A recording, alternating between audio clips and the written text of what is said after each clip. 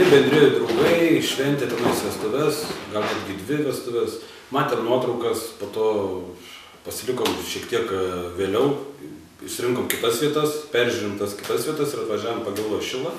Kažkur gal per vidurį, kur dar turėjom važiuoti, kažkur kitur pažiūrėti. Pravažiavom pro tas vietas, pro tas kavinės siūlomas, kur švęsti savo vestuvės.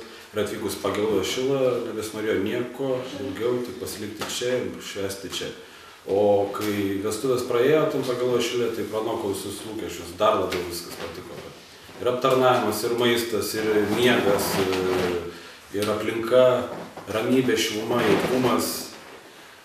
Taip pat didelį įspūdį padarė ir sodybos šeimininkai, labai atsakingi, nuoširdūs, draugiški žmonės, su kuriais galima aptarti netgi smulkiausias šventės detalės. Pasakų namelis vidury miško.